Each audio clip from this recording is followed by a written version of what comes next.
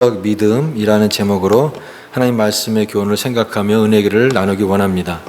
빅터 프랭클이라고 하는 오스트리아 출신의 유대인 정신의학자가 있었습니다. 그가 나이 37살에 1942년도 이제 2차 대전이 정말 막바지로 치닫는 그 시기에 독일군에게 끌려가서 그 오스트리아에 있는 북부에 가는 그 기차를 타게 됩니다. 근데 그 기차가 정차한 그 정착점이 바로 내린 곳이 아우슈비츠였습니다. 아우슈비츠는 우리가 잘 아는 그런 지역이죠. 독일 나치의 가장 잔인하고 가장 무서운 감옥이 그곳인데 그곳에서 수많은 유대인들이 그 아우슈비츠에서 죽게 되는 것이 바로 그곳입니다. 그는 빅터 프랭클은 그곳에서 3년 동안 지옥과 같은 그런 시간을 보내게 됩니다. 많은 사람들의 그 죽음을 그가 보게 됐는데 어떤 사람은 웅크려서 죽기도 하고 또 어떤 사람은 좁디 좁은 그 독방 감옥에서 그 절망 가운데 죽어가는 그런 모습을 보면서 또 사람들이 벽에다가 손톱으로 죽어가면서 글을 쓰는 그 말들 중에 제일 많이 쓴 단어가 바로 God, 하나님이었다라고 하는 그런 단어이죠. 바로 이 빅터 프랭클은 그 인간의 그 한계 상황이라고 말할 수 있는 그 지옥 같은 상황 속에서 무엇이 사는 것인가, 또 사람은 언제 죽는가, 이런 것들에 대해서 많은 생각을 하면서 그 많은 절망적인 상황과 사람들의 모습을 관찰하면서 가장 중요한 것은 삶은 의미다라고 하는 그런 단어를 그가 생각하면서 삶의 의미성을 그가 생각을 했습니다. 그러니까 인간이 겪는 사건이라든가 인생의 고통이라든가 또 극한 상황들이 그것이 그것 자체가 아니라 사람이 그것을 어떻게 받아들이냐에 따라서 너무나 다른 그런 삶이 된다라고 하는 거죠. 그래서 로고테라피라고 하는 그 의미, 그 사건을 통한 그런 해석과 그 의미가 그 인생을 전혀 다르게 할 수 있는 그런 것을 그가 이제 발견을 하고, 이후에 죽음의 수용소라고 하는 그 책을 통해서 자신의 이와 같은 그 경험을 통해서 삶의 의미를, 또 그 의미를 우리에게 전해주는 그런 책이 있습니다. 저는 이 성경의 사람들의 여러 가지 모습들이 다양하게 나오고, 또 예수님이 만난 그런 많은 사건들, 또 이 마가복음에도 얼마나 많은 사람들이 나옵니까? 그런데 제일 많은 사람들에게 자주 만나는 모습이 여러 가지가 있겠습니다만은 그 중에 하나는 고통이 아닐까 생각이 됩니다. 고통. 고통이 없는 인생이 어디 있겠습니까? 누구나 다 인생에 고통이 있고, 또 사연이 없는 인생이 어디 있겠습니까? 다 누구나 사연이 있겠지만, 이 성경에서 나와 있는, 특별히 마가복음에서 만나는 이런 사람들의 그 삶의 모습에 정말 큰 고통이 있고, 또 그 많은 문제들에 시달린 그런 사람들의 그 모습이 제일 마음속에 이렇게 와닿습니다. 특별히 오늘 말씀에도 이 두 사람의 그 인생의 큰 고통과 문제를 안고 있는 그 모습을 보여줍니다. 하나는 우리가 잘 아는 대로 회당장 야이로고, 또 한 사람은 12해를 혈루증으로 앓았던 한 여인. 이 두 가지 사건이 이제 나오는데요. 먼저는 회당장 야이로가 먼저 예수님께 찾아와서 자기 딸이 죽어가는 그 딸의 문제를 가지고 주님 앞에 엎드려서 그 딸의 치유를 구하는 그 내용이 나옵니다. 그리고 그 회당장 야이로의 그 집으로 가는 과정 속에 또 한 여인이 등장을 하는데, 바로 우리가 잘 아는 12해를 혈루증으로 앓은 그 여인이 예수님께 나와서 예수님의 그 옷자락에 손을 대는 그 내용이 나옵니다. 이 두 사람의 그 특징이 뭐냐면, 인생의 어떤 그런 절박함, 인생의 그런 고통 속에서 주님 앞에 나왔다라고 하는 것이죠.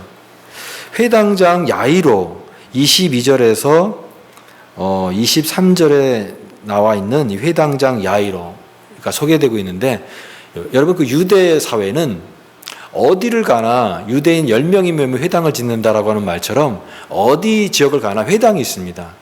근데 그 회당의 그 모든 예배라든가 이 회당의 모든 업무를 관장하는 이 회당장은 그 지역에 덕망 있는, 또 거기서 존경받는 그런 지도자급에 되는 사람들이 회당장이 되는 것입니다. 아무나 회장장이 되는 것이 아니고. 그래서 대부분은 바리새인 중에서 회당장이 많았다고 합니다. 그런데 오늘 이 말씀 보니까 이 회당장 야이로라고 하는 사람이 그와 같은 그런 신분이 있고 그런 사람이 예수님 앞에 와가지고 발 앞에 엎드렸다라고 하는 그 장면을 생각해 보면은 이거는 참 대단하고 쇼킹한 일이 아닐 수 없습니다. 이건 뭐냐면은 그만큼 자신의 문제가 너무나 절박했다라고 하는 것을 보여주고 있는 그런 모습이죠. 그리고 그 가는 도중에 또한 길에 만난 그 10대를 혈루증으로 앓은 여인입니다. 여기 10이라고 하는 숫자가 나와 있는데요. 오늘 본문에 나와 있는 이 10이라고 하는 숫자가 또 이렇게 두 가지가 같이 겹치는 모습을 볼 수가 있습니다. 12회를 혈루증으로 앓은 여인도 10이고요. 그 다음에 회당장 야이로의 딸도 12살이라고 이렇게 소개되고 있습니다. 근데 여기 그 12년 동안 혈루증으로 앓은 그 여인이 12년이라고 하는 그 세월을 한번 생각해 보시면 여러분 12년 전에 어디서 계셨습니까? 그 12년 전에부터 지금까지를 시간의 많은 그 시간들이 굉장히 긴 시간이죠.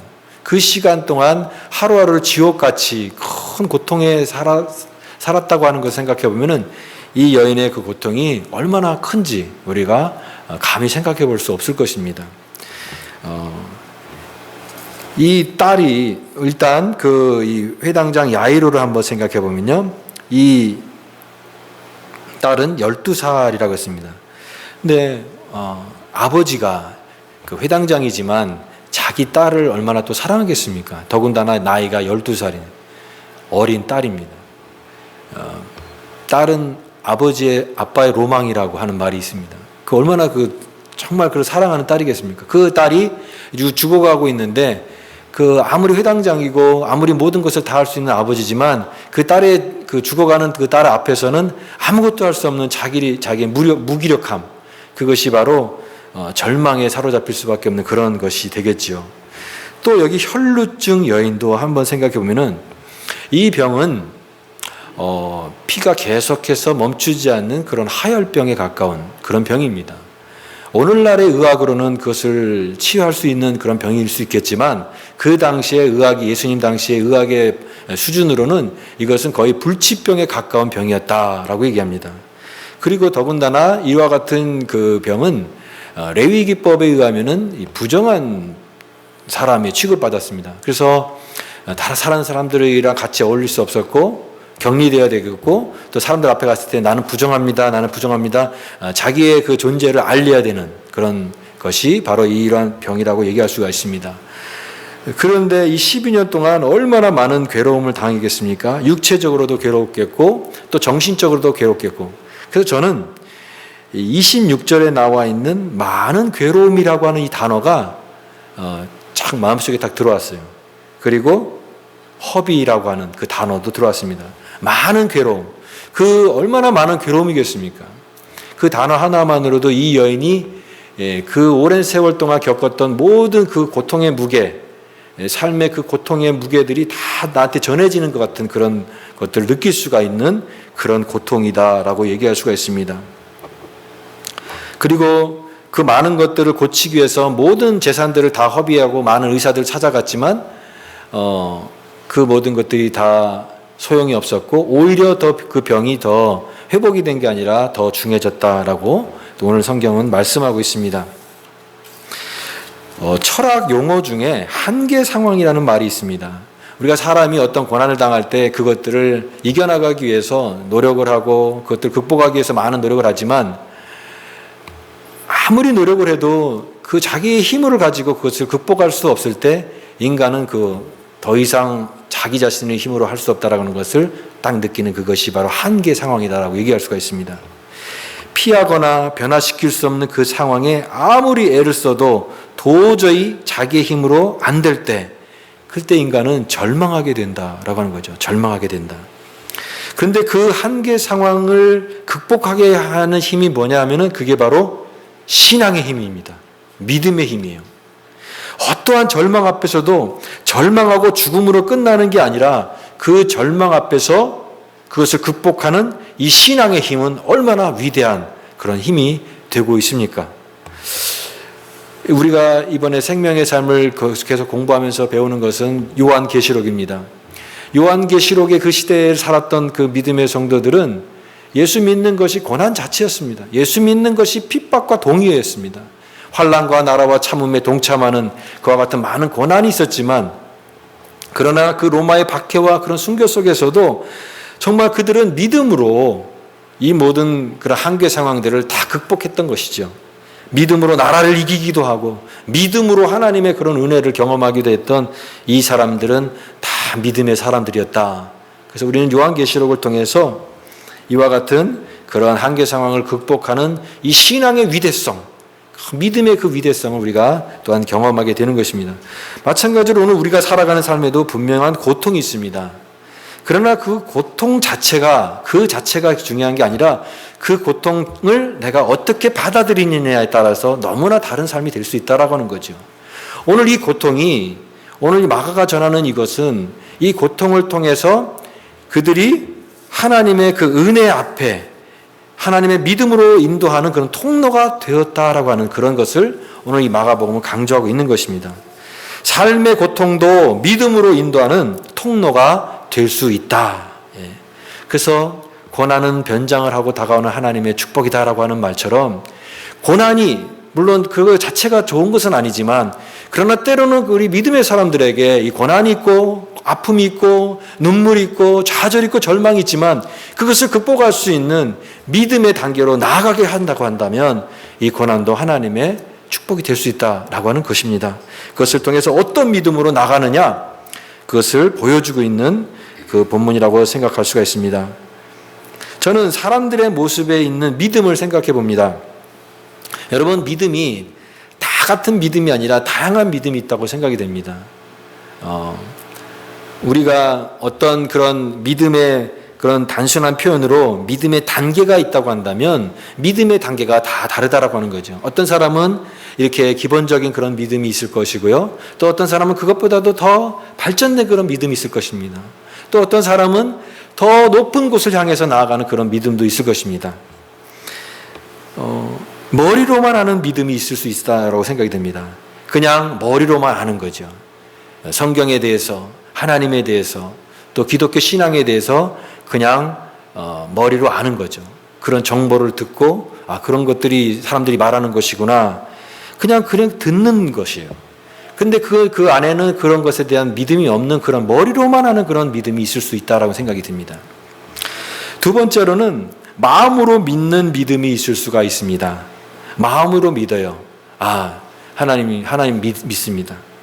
그런데 그 믿음이 삶으로 표현되지 못하고 단지 마음으로만 믿는 그런 믿음이 있을 수가 있다고 생각이 됩니다. 나의 팔과 나의 다리와 어떤 삶의 모습을 통해서 나타나는 그런 역동적인 믿음이 아니라 그냥 내 마음속으로만 그냥 이렇게 간직하고 있는 어떤 그런 믿음, 이런 믿음이기에 이런 믿음은 표현되지 못하고 잠들어 있는 그런 신앙이다라고 얘기할 수가 있습니다. 네, 마지막 세 번째는 인격적 만남을 통한 믿음이 또 있을 수가 있다고 생각이 됩니다. 인격적인 만남. 주님과의 그 인격적인 만남, 누가 그렇게 하더라라고 하는 그런 것이 아니라 내가 정말 예수 그리스도를 인격적으로 만나고 그분을 고백하고 그분의 삶을 통해서 내 삶이 달라졌다고 하는 이 고백을 담아있는 그 신앙은 날마다 살아있는 그런 신앙이 되는 것이죠. 그래서 실천적인 믿음이 되는 것입니다. 손으로 신앙이 나타나고 발로 나타나고 그 믿음이 살아 움직이고 저벅저벅 움직이는 그런 살아있는 믿음으로, 실천적 그런 믿음으로 인격적 만남을 통한 그런 믿음의 단계가 있다고 생각이 됩니다. 오늘 이 여인의 이야기를 통해서 또 회당장 야이로의 모습을 통해서 이 마가가 전하고 싶은 것이 바로 그것입니다. 어떤 믿음이냐? 바로 그 실천적인 믿음이다라고 하는 것을 강조하고 있는 것입니다. 이 여인에게, 이 회당장 야이로와 이 여인이 주님 앞에 나오는데 많은 그런 어려움들이 분명히 있었을 것입니다. 두려움도 있을 것이고 또 많은 사람들이 지금 보고 있는데 그런 사람들의 그 시선도 있을 것이고 또 여러 번 그 12혈루증을 앓은 여인은 자기가 갖고 있는 모든 재산을 다 허비할 정도로 많은 시도를 해보지 않겠습니까? 많은 의원도 만나고 의사도 만났지만 그런 것들이 번번이 모든 것이 실패하고 있을 때 이제 또 가도 뭐 다 잘 안 될 텐데 뭐 이런 어떤 불신의 벽들도 있을 것입니다. 그러나 중요한 것은 뭐냐면 정말 마지막으로 붙잡는 절박한 심령으로 왔든지 아니면 그렇지 않든지 간에 그 여인이 예수님께 나왔다라고 하는 것을 여기 마가가 강조하고 있는 것입니다. 그냥 그 문제만 머물고 그 자기의 삶의 환경에 그 절망 가운데만 머무른 것이 아니라 실천적으로 적극적으로 주님 앞에 나왔다라고 하는 것입니다. 그래서 어떤 성경학자는 이렇게 얘기합니다. 그녀의 발로 걸어 나올 때 그 발은 믿음의 발이 되었다. 그냥 그녀의 발이 될 수밖에 없었는데 주님 앞에 나오는 그런 발이 되었을 때는 그 발은 믿음의 발이 되었다. 또 발은 어떻습니까? 그녀의 손으로 예수님의 옷깃을 만졌습니다. 어떤 믿음을 가지고 만졌습니까? 내가 이 옷에 손이라도 대면은 나는 이 병을 나을 수 있다라고 하는 그 믿음을 가지고 나갔을 때 그냥 손이 아니라 그 손은 바로 믿음의 손이었다라고 하는 것을 보여주고 있는 것이죠. 그래서 실천적 믿음이다라고 하는 것입니다. 여러분, 이 실천적 믿음은 우리가 이 말씀을 통해서 보게 되는 것은 굉장히 이들의 믿음이 복잡하지가 않고 굉장히 단순하다고 하는 거예요. 여러분, 믿음은 단순한 것입니다. 복잡한 게 아니에요. 이론적으로 굉장히 많은 것들을 생각하는 그런 것들이 아니라 그냥 신뢰함으로 나아가는 게 믿음이에요. 그리고 여기 보게 되면 사람들 앞에서 내가 이런 믿음을 가졌다라고 하는 것을 고백할 수 있는 믿음이 돼야 된다라고 하는 거예요. 사람들이 나 이렇게 생각하면 어떡하지? 그게 아니라 내가 갖고 있는 믿음을 다른 사람들 앞에서 이렇게 나타낼 때 주님께서 굉장히 기뻐하신다라고 하는 거예요. 마찬가지로 실천적인 믿음이라고 하는 것은 머리에만 머무는 그런 신앙이 되어서는 안 된다고 하는 거예요. 머리로만. 항상 생각으로만 이게 신앙을 갖고 있다고 한다면 여러분은 그것은 우리의 믿음이 자라지 않는 증거다라고 얘기할 수가 있습니다. 어떤 청년이 오랫동안 기도 제목이 있었다고 합니다. 청년부 목사님이 너 기도 제목이 이렇게 뭐냐 그랬더니 자기가 매년 동안 기도하는 그 제목이 11조 할 수 있게 해주세요라고 하는 기도를 했다라는 거예요. 11조 할 수 있게. 그래서 그 목사님이 그렇게 대답했다고 합니다. 그건 기도 제목이 아니라 그냥 하면 된다. 너 한 달에 수입이 얼마냐? 그래서 얼마입니다. 그러면 곱하기 10분의 1 해가지고 다음 달에 당장 이렇게 드려라. 그랬더니 목사님 감사합니다. 응답받았네요. 그러면서 돌아가더라는 거예요. 너무나 많은 생각을 하는 거예요. 사람들이. 내가 11조 해야 되는데 기도해서 응답받아야 되는데 또 내가 전도를 해야 되는데 내가 기도 생활을 해야 되는데 내가 말씀을 좀 잘 읽어야 되는데 내가 교회 생활을 좀 더 열심히 해야 되는데 그 생각으로만 자꾸 머물고 관념으로만 머무는 것은 그거는 참된 신앙에 이룰 수 없다라고 하는 거예요. 너무나 많은 생각이 아니라 여러분 믿음은 단순한 실천이에요. 생각에 머무는 게 아니라 실천하는 거예요. 그냥 나아가는 거예요. 그리고 그 신앙을 다른 사람들이 보는 그 인정하는 그 앞에서도 두려워하지 않고 나타내는 거예요. 주님이 가장 기뻐하시는 모습은 저는 그것이라고 생각이 됩니다. 우리가 우리의 믿음을 나타내게 될 때, 우리의 믿음을 그래서 표현하지 않는 것은 존재하지 않는다라고 하는 말처럼 아무리 누군가를 사랑한다고 하고 내가 믿는다고 해도 그냥 내 마음속으로만 머무는 게 아니라 그것을 표현해야 되는 거예요. 그리고 말해야 되는 거예요. 그 말해야지 사랑인지 알고 표현해야지 그 사랑인 줄 아는 것처럼 믿음도 표현하게 될 때 주님은 그것을 굉장히 귀하게 여기시고 주님께서 바로 응답해 주신다라고 하는 것입니다. 사람들이 바쁜 일로 다 들어줄 수 없으니까 그냥 지나갈 수 있었습니다. 예수님 얼마나 바쁘세요. 많은 사람들을 만나야 되고 많은 사람들이 있는데 그러나 그런 믿음을 가지고 자기의 믿음을 표현하는 그런 사람들 앞에서는 항상 주님은 머무셨어요. 예수님은 우리의 영혼이 주님 앞에 그런 신령을 가지고 나가는 사람들을 절대 그냥 놔두지 않고 그 발 앞에 머무십니다. 우리가 간절한 마음으로 내 신앙을 표현하고 주님 앞에 나아갈 때 주님은 즉각적으로 반응하십니다. 소경 바디메오가 다윗이 전 예수여 나를 불쌍히 여기소서 그가 주님 앞에 그렇게 나왔을 때 주님께서 지나가실 수 있는데 지나가지 않으시고 그 발 앞에 머무셨습니다. 사랑하는 여러분, 오늘 우리의 주님이 우리의 심령 앞에 머무는 그런 은혜가 저와 여러분에게 있기를 바랍니다. 간절한 마음을 가지고 내 신앙을 표현해야 돼요. 주님을 향한 그런 믿음을 드러내야 돼요. 사람들이 보는 것, 시선이 중요한 것이 아니라 내 믿음을 나타내게 될 때 주님은 즉각적으로 우리의 믿음에 귀하게 보시고 반응하신다는 것입니다. 그래서 34절 말씀에 주님께서 이 여인의 그 행동을 통해서 주님께서 칭찬하시는데 34절 말씀 같이 한번 읽어보겠습니다. 시작. 예수께서 이르시되 딸아 내 믿음이 너를 구원하였으니 평안히 가라 내 병에서 놓여 건강할지어다. 아멘. 딸아 내 믿음이 너를 구원하였으니 평안히 가라. 질병에서 놓여 건강할지어다. 그 앞에 나와 있는 그 많은 괴로움, 많은 세월들을 허비하면서 그가 받았던 모든 괴로움들이 이제는 다 놓여서 그 묶음에서 놓여서 이제는 평안과 안식을 향해서 나아가라 라고 하시는 그 주님의 치유와 놀라운 역사가 바로 거기서 일어났던 것입니다. 이 여인이요, 이 주님의 말씀을 듣고 돌아갈 때 얼마나 그 장면이 우리가 상상할 때 얼마나 기뻤겠습니까? 너무나 큰 기쁨과 가지고 너무나 큰 그런 응답을 가지고 정말 회복이 된 가득한 기쁨으로 돌아갔을 것입니다. 여러분, 이 마가가 많은 그런 사람들의 예수님께서 이 복음서에 보게 되면 많은 사람들의 이야기를 만나게 되는데요. 단지 이 복음서에 기록된 사람들만이 있는 것이 아니라 복음서에 기록되지 않은 그런 많은 사람들의 이야기도 있을 것입니다. 그러나 마가가 왜 이 이야기를 여기에 기록하고 있을까? 그것은 바로 이 믿음이 문제 해결만이 아니라 구원자 되신 예수 그리스도를 인격적으로 만나는 그런 사건인 것을 여기서 표현해주고 있다라고 하는 것이죠. 이 사건은요, 단순히 기적, 병고침 그런 것이 아니라 예수님이 어떤 분이신가를 보여주고 있는 그런 사건입니다. 우리가 이런 초자연적인 이적에만 머물 관심을 갖고 있는 그런 것이 아니라 중요한 것은 믿음이다라고 하는 거예요. 그래서 예수님은 이 두 가지 사건을 통해서 항상 대답하시는 것이 그 모든 문제에 대한 예수님의 해답은 믿음이었습니다. 딸아, 내 믿음이 너를 구원하였다. 그리고 두려워하지 말라. 그리고 믿기만 하라. 바로 이 복음서에 나와 있는 예수님의 이적은 단순히 기적으로만 끝나는 것이 아니라 거기에는 더 깊은 의미가 있다라고 하는 거예요. 여러분, 우리가 어떤 그런 초자연적인 현상이나 이 사건을 보게 되면 기적이다라고 얘기하죠. 기적이 일어났다. 미라클이라고 얘기하죠.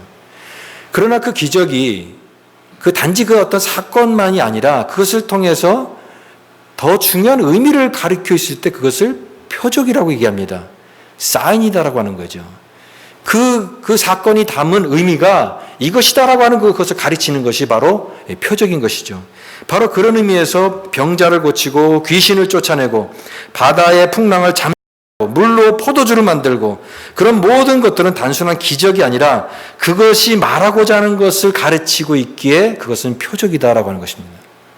그것이 가르치는 것은 바로 뭐냐면 바로 이 모든 병과 모든 문제를 해결하시는 예수님이 바로 메시아이고 그분이 바로 우리의 구원주 되신 그분이라는 것을 보여주는 것이고 더 중요한 것은 뭐냐면 그분을 믿는 믿음이 너에게 필요하다라고 하는 것을 말씀하고 있는 것입니다. 그분을 믿게 하기 위해서 기록하신 것이에요. 여러분, 그러므로 오늘 단지 자신의 문제를 해결하고 병이 낫는 것, 그것도 중요한 얘기지만 더 중요한 것은 마가가 강조하는 것은 뭐냐면 무엇입니까? 믿음이다라고 하는 거예요. 우리의 믿음. 그래서 예수님은 그녀의 행동을 믿음으로 보시고 여기 34절에 말씀하고 있는 것이죠. 내 믿음이 너를 구원하였으니, 중요한 것은 내 믿음이 너를 구원하였다라고 했습니다. 물론 그 여인의 병을 고쳐주신 것은 예수님의 능력이지만 그 예수님의 능력을 가져오게 하는 것은 너의 믿음이었다. 너의 믿음이 너를 구원하였다라고 말씀하신 것입니다. 내가 고친 것이지만 그것을 가져오게 한 너의 믿음, 그 믿음을 강조하신 것이죠. 자, 이 예수님을 인격적으로 만나는 이 경험이 여기에 또 나와 있는 그것은 바로 회당장 야이로의 또 모습이라고 생각해 볼 수가 있습니다. 근데 이 회당장 야이로에게도 큰 그 믿음의 위기가 닥치게 됩니다. 그건 뭐냐면은 바로 자기의 딸을 고치기 위해서 가는 도중에 사람들이 와서 전하는 소식이 뭐냐면 딸이 지금 죽었습니다. 딸이 죽었습니다. 이제 선생님을 더 괴롭게 하지 마시고 이제는 끝났습니다라고 하는 말을 하는 거죠. 그때 믿음이 흔들릴 수밖에 없습니다. 이제 죽었다라고 하는 것은 모든 상황이 끝난 것 아니겠습니까? 상황 종료, 희망 끝. 더 이상 뭔 얘기를 한다고 하면 희망 고문이 될 수밖에 없는 그런 모든 절망적인 상황인데 그때에도 예수님은 믿음에 대해서 말씀하십니다. 그 말씀이 36절입니다. 36절 같이 한번 읽어보겠습니다. 시작. 예수께서 그 하는 말을 곁에서 들으시고 회당장에게 이르시되 두려워하지 말고 믿기만 하라 하시고, 두려워하지 말고 믿기만 하라. 정말 그때는 정말 믿음이 생길 수 없는 그런 위기였죠. 그런데 그때도 예수님은 믿음에 대해서 말씀하십니다. 이 두려워하지 말고 믿기만 하라라고 하는 이 말은요, 절대 흔들리지 말고 내가 처음 가지고 나왔을 때의 그 믿음을 굳게 간직해라라고 하는 그런 말씀이에요. 여러분, 이미 끝난 얘기예요. 사람이 죽었다고 하는 것은 그건 더 이상 어떤 가능성의 모든 것들이 제로가 되는 상황입니다. 근데 여러분, 그런 말이 있잖아요. 사람의 마지막이 하나님의 시작이다. 그 절망의 끝에서 만나는 하나님의 놀라운 능력, 그것이 바로 믿음이다라고 하는 거예요. 그때에도 주님께서 두려워하지 말고 믿기만 하라. 여러분, 믿음의 반대가 무엇입니까? 두려움입니다. 이 두려움을 갖게 되면 믿음이 약해질 수밖에 없습니다. 오직 믿음으로 나갈 때 이 두려움이 물러가고 하나님의 능력이 임하게 된다라고 하는 것입니다. 예수님께서 이제 이와 같은 말씀을 하시고 회당장 집에 가셔서 이 야이로의 딸을 고쳐주십니다. 사람들을 나가라고 하시고, 왜냐하면 그런 믿음이 없는 사람들은 오히려 방해가 되니까, 이런 사람들에게는 의미가 없으니까 정말 믿음 있는 사람들을 통해서 하나님은 기적을 베푸시는데, 여기에 우리가 잘 아는 그 41절의 말씀이 나오죠. 그 아이의 손을 잡고 이르시되 달리다굼이라고 하신, 그 달리다굼이 뭡니까? 소녀야 내가 내게 말하노니 일어나라. 달리다굼. 이것은 유대 사회에서 그 부모가 어린 아이를 아침에 깨울 때 쓰는 그런 용어 중에 하나라고 합니다. 얘야 일어나라, 이렇게 쓰는 그 용어예요. 다정하고 친근한 그런 용어예요. 바로 이 생명의 주관자 되신 예수님께서, 모든 세상을 다스리시는 권위를 가진 주님께서 내가 내게 말하노니 일어나라라고 말씀하세요. 여러분, 저는 이 말씀을 딱 들을 때 어떤 느낌이 드냐면 너무 예수님의 그 말씀이 권위가 느껴지는 거예요. 이건 어떤 사람이 그렇게 말할 수 있겠습니까? 내가 내게 말하노니. 왜냐하면 예수님의 말씀은 곧 현실이고 예수님의 그 존재 자체가 진리이기 때문에 예수님 말씀하시면 그대로 되는 것입니다. 예수님께서 이와 같은 용어들을 통해서 예수님의 권위와 능력을 보여주시는 것인데요. 저는 예수님이 쓰는 독특한 어법 두 가지를 여러분들에게 소개하고 싶습니다. 그 중에 하나가 아멘입니다. 아멘. 아멘. 우리가 이 아멘이라는 것을 하잖아요. 아멘, 아멘. 그런데 이 아멘은요, 응답용으로 하는 것인데 찬양과 말씀과 기도의 끝에 사용하는데, 아멘의 뜻이 무엇입니까? 여러분, 아멘의 뜻을 모르고 그냥 아멘 하셨어요? 아멘은 확실하다, 진실하다, 이런 뜻이잖아요. 그래서 이것을 응답용으로 어떤 시편이 낭송되고 찬양이 됐을 때 그것이 진실합니다, 그것이 그러합니다 라고 하는 그런 고백으로 아멘, 그렇게 하는 것입니다. 근데 예수님은 이 중요한 말을 서두에 사용하셨어요. 한 번도 그런 예법이 없습니다. 예수님은 이렇게 말씀하셨어요. 진실로 진실로 내가 내게 이르노니.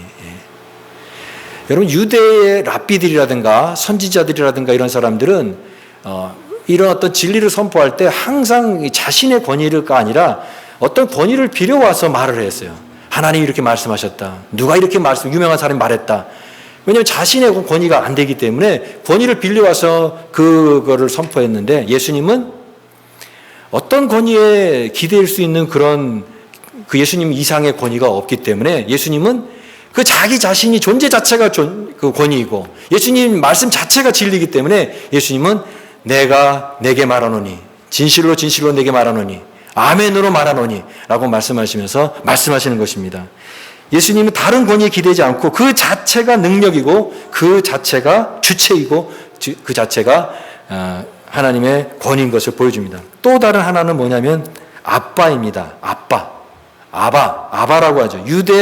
이 아바라는 단어는요, 유대 가정에서 쓰는 용어인데, 가정에서 이제, 그 아이들이 아빠라고 이렇게 친근하게 할 때 그 쓰는 용어입니다. 그 용어들이 그 당시에 그 유대 사회에 있었지만, 이 용어를 하나님과 같이 쓰는 용법은 한 번도 없었어요. 구약에 있는 모든 그런 유대교 전통이라든가, 그 다음에 이 초대교회 안에서도 전혀 그런 사용 예를 발견할 수 없는 건데, 오직 딱 한 분만 그 용도를 사용했는데, 바로 예수님은 하나님을 아버지라고 부르셨어요. 아버지. 그래서 우리들에게 그렇게 가르쳐 줬습니다. 너희도 이렇게 기도해라. 하늘에 계신 우리 아버지. 아니, 어떻게 하나님을 아버지라고 부를 수 있을까? 아무도 그렇게 생각하지 못했는데 예수님은 하나님을 아버지라고 부르셨어요. 왜요? 그분이 하나님의 아들이시기 때문에, 그분이 하나님의 본체이시고 이 땅에 오신 독생자이시기 때문에, 그 하나님과의 그 친밀성을 느끼는 그 하나님이시기 때문에 하늘에 계신 아버지, 그 아들됨을 우리에게 깨닫게 하셨어요. 예수님은 바로 그와 같은 그 하나님의 아들로서, 그 하나님으로서 그 권세와 능력을 가지고 말씀하신 것이요. 내가 내게 말하노니 일어나라. 달리다굼 했을 때 여러분, 그 죽은 소녀가 일어나게 되는 것을 믿으시기 바랍니다. 여기 예수님이 잔다라고 얘기했어요. 죽은 게 아니라 잔다. 이 잔다라고 하는 것은 성경의 용어입니다. 왜냐하면은 여러분, 성경은 우리가 죽은 것이 아니라 이제는 우리에게는 무엇이 남아있냐면 부활이 남아있습니다. 그러므로 우리 부활을 믿는 이 신앙 안에서 우리의 죽음도 자는 것이죠. 성도에게 죽음은 마침표가 아니라 쉼표입니다. 우리도 언젠가는 주님 앞에 부활하게 될 것이죠. 이 야이로의 딸을 주님께서 말씀하시는데, 두려워하지 말고 믿으라 라고 하는 그 말씀을 하셨는데요. 이 말씀은 야이로에게만 하신 말씀이 아니라 오늘 이 말씀을 듣는 저와 여러분에게 하신 말씀이에요. 두려워하지 말고 믿으라. 왜 그렇습니까? 이 야이로의 딸이 그때 예수님의 말씀을 듣고 일어나서 그가 이제는 제한된 삶을, 얼마를 살았는지 모르겠지만 제한된 삶을 살았다고 한다면, 이제 마지막에 주님께서 재림하실 때 또다시 주님께서 말씀하실 것입니다. 모든 신자여, 내가 내게 말하노니 일어나라. 그때 우리도 주님의 말씀 앞에 부활하게 될 줄 믿습니다. 이게 주님의 그 권위예요.